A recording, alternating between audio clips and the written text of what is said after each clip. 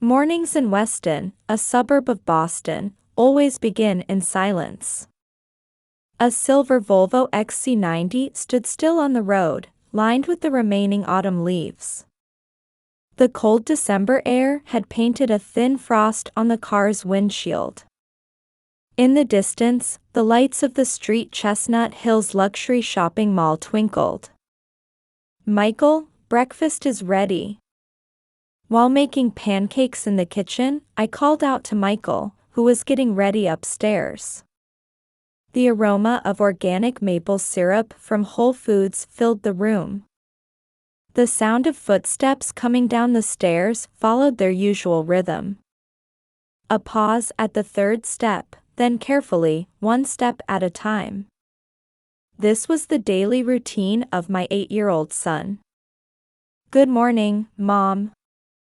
Michael appeared wearing his favorite blue cashmere sweater, chosen from a boutique near Boston College. His hair was neatly combed, and his socks were perfectly matched. 3 years since his autism diagnosis, I had gradually come to understand his orderly world. I added blueberries to the pancakes today. On the table, his favorite blue plate was already set, designer tableware we found at the Boston Museum of Fine Arts shop. Michael smiled and took his usual seat. Outside the window, neighborhood children were waiting for the school bus. "Mom, it's Tuesday. Tuesday is math day." His voice was filled with anticipation. Mathematics was his strongest subject in the special education class at Park School. Last week, his teacher told me he had solved complex multiplication problems without looking at the textbook. The doctors at Boston Children's Hospital's developmental disorder program highly praised his mathematical abilities. As I prepared for work at the research facility, I occasionally watched over Michael's meal. My job as a project leader in drug development at a biotech company in Kendall Square was never easy. Just last night, I had been absorbed in data analysis until late. But these morning moments were our special treasure. From diagnosis to the present, each family member's reaction had been quite different. My parents, John and Martha, were surprisingly understanding. My mother, a former pediatrician, immediately found a team of specialists at Massachusetts Advocates for Children. My father began focusing on building facilities for people with disabilities through his real estate development company. They also fully supported the costs of applied behavior analysis therapy. Only my sister Jennifer was different. Arriving stylishly in her BMW X5, she maintained a clear distance despite her superficial concern. "Oh, Amy. It must be so hard." After the diagnosis, her words gradually grew colder. My sister, successful as a luxury real estate agent, constantly posted her glamorous daily life on social media. While frequently posting photos of charity events as a patron of the New England Aquarium, she turned her back on her own nephew. Michael hadn't appeared in her posts for quite some time. "Jenny, how are the Christmas party preparations coming along?" I recalled what Mother had mentioned last week. The annual family Christmas party, a major social event in Weston's high society, held in a 1920s colonial-style mansion. Last year, Michael had surprised the gathered relatives and friends by playing Silent Night on the piano. It was the result of his lessons at the New England Conservatory. His performance had made a lasting impression amid the lavish party catered by Legal Seafoods. 5 fingers tapped a rhythm on the blue plate. Michael must still remember the warm applause from that time. I smiled and gently touched his hair. His profile in the morning sun somewhat resembled his father's. Mom, can I play the piano again this year? Of course, you can. There was no lie in those words. However, I couldn't help but worry about my sister's recent behavior. The perfect life posted on social media. Selfies taken against Beacon Hill's Christmas decorations. What was she thinking behind it all? One day, when I returned home from the research facility, I was greeted by an unusually quiet house. Michael was already in his bedroom, working on his applied behavior analysis therapy homework. The day's mail was neatly arranged on the doormat. That's strange. I frowned while checking the envelopes. The Christmas party invitation, which always arrived this time of year, was missing. There was no sign of the cream-colored envelope with its elegant handwritten address. At the kitchen island counter, I stared at my phone screen. No messages or calls from Jennifer. Usually, by now, there would have been several calls about detailed party arrangements. Outside the window, neighboring houses were beginning to shine with Christmas decorations. Traditional Beacon Hill-style decorations. The warm LED lights gently illuminated the deepening darkness of night. Mom, is this problem correct? I heard Michael's voice from upstairs. As I climbed the stairs, I looked at my son's study desk. His mathematics workbook was neatly organized. His calculation abilities were highly regarded even in Park School's special education class. Wonderful, Michael. All correct. As I stroked my son's head, I felt the peace reflected in his eyes. Just then, my phone rang. Seeing the name displayed on the screen, I hesitated for a moment. Jennifer. My hand trembled slightly as I picked up the receiver. Oh, Amy. I'm glad I could reach you. A light voice. Speaking as if nothing had changed. Yet something lurking beneath that voice disturbed my heart. Jenny, I was going to contact you about the Christmas party invitation. About that.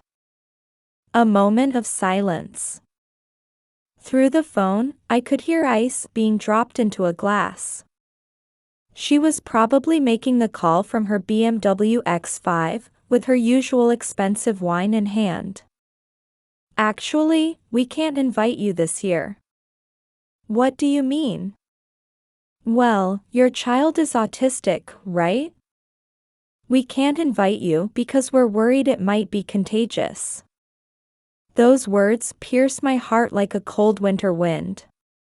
How many times had she received medical explanations from our mother? Yet my sister still held on to such unscientific prejudices. Autism isn't contagious. My voice was surprisingly calm.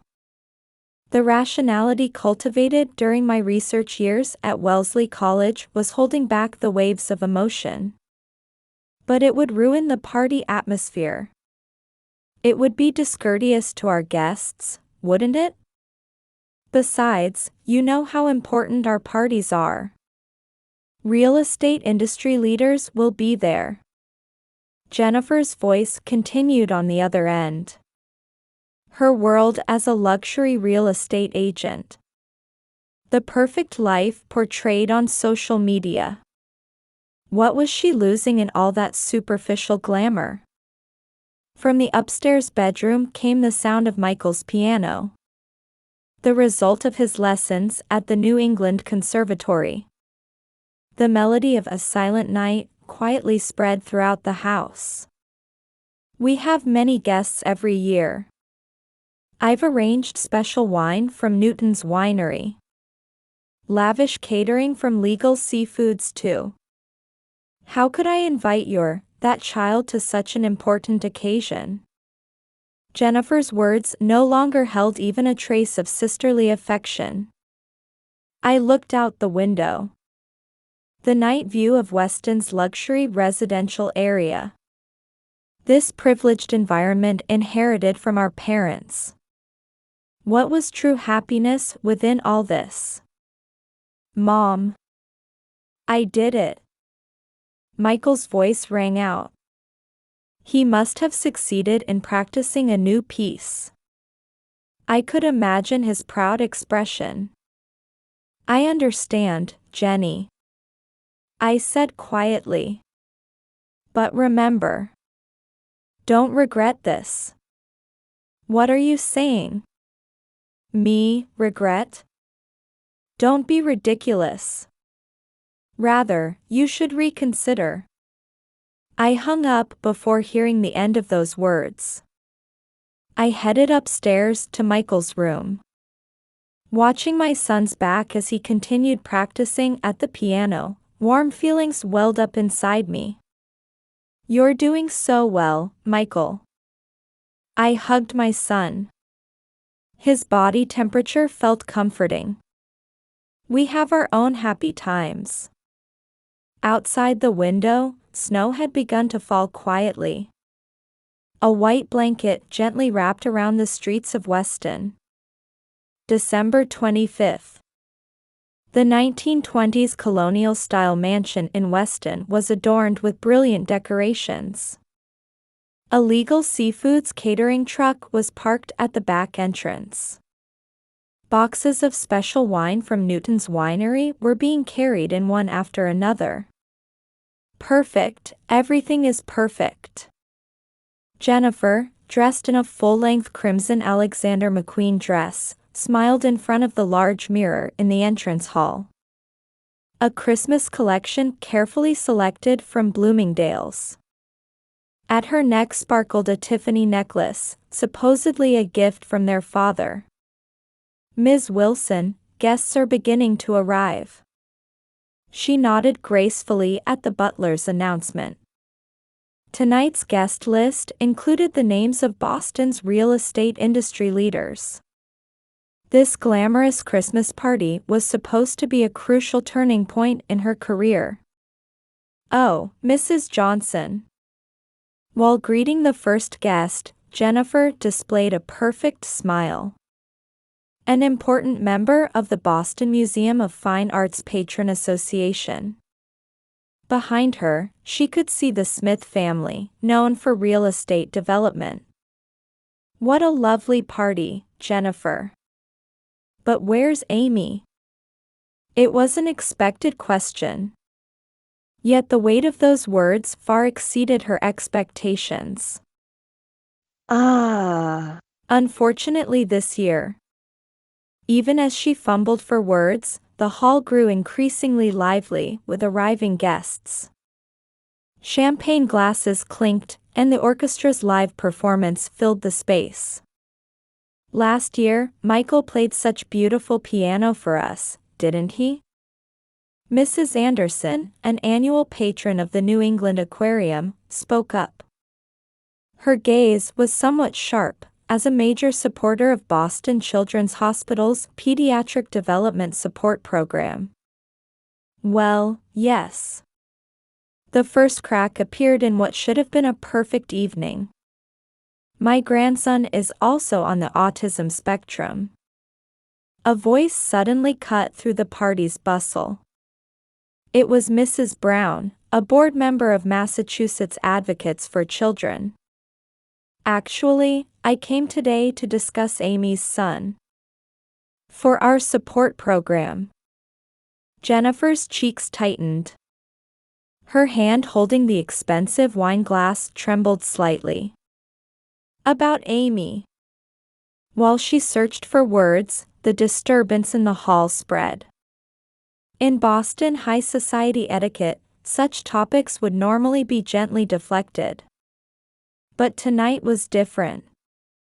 Jennifer, would you please tell us the truth? Mr. Clark's voice resonated, a real estate industry mogul and leader of the Disability Support Facility construction project.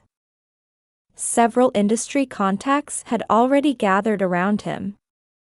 With each glass of wine, Jennifer's words gradually approached her true feelings.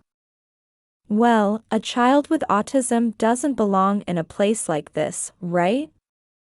That single statement froze the atmosphere in the venue. What did you say? Unbelievable. Is this really John Brown's daughter speaking? The murmurs spread instantly. I'll have to reconsider our contract. Mr. Clark's voice was cold. We too, regrettably. One after another, words of contract termination were thrown at her. Hands reaching for smartphones could be seen everywhere. Some checking social media posts, others making immediate contacts. Boston's high society information network began functioning with surprising speed. Wait, this is a misunderstanding. Jennifer's voice trembled. But it was too late. All our dealings will be nullified. Discrimination against disabilities goes against our company's principles. It's spreading on social media.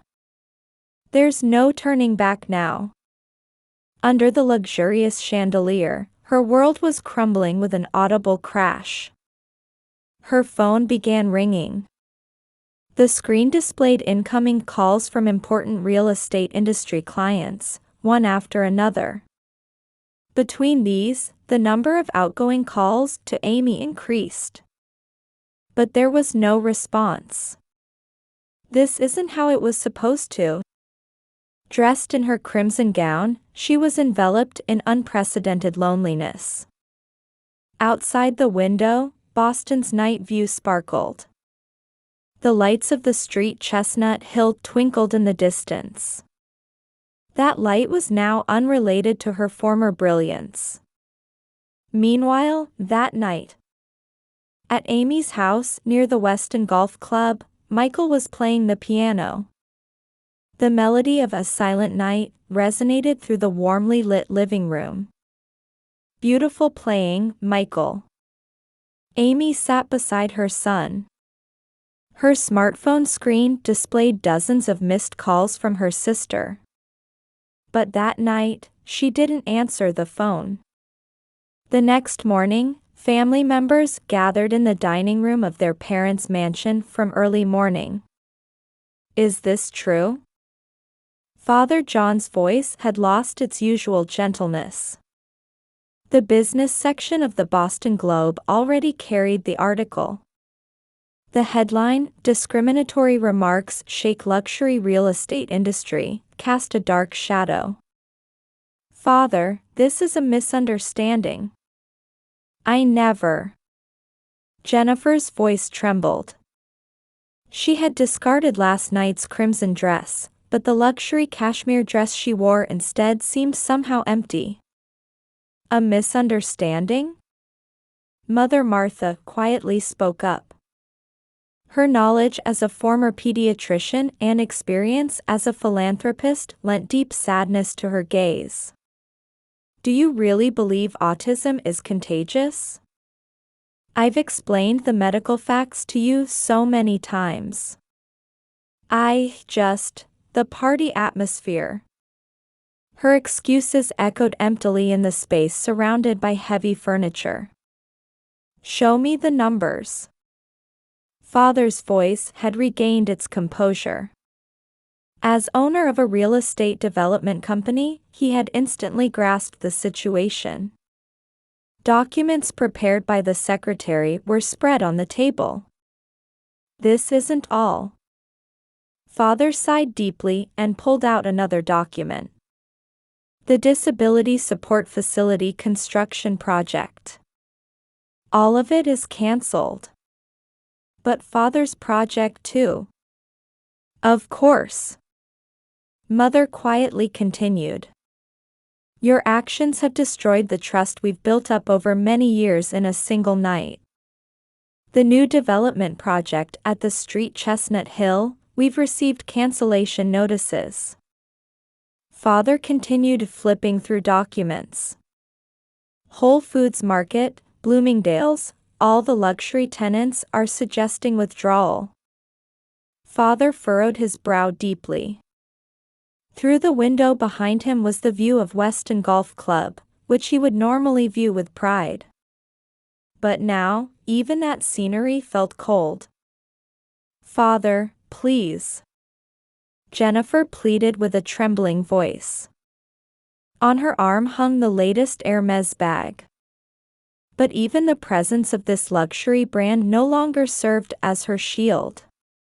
"The decision has already been made," Father announced gravely. "Your inheritance rights are completely revoked. You're expelled from the company." "But there's more." Father stood up and walked to the fireplace. There hung portraits of generations of the Brown family. "Your actions aren't just about commercial losses.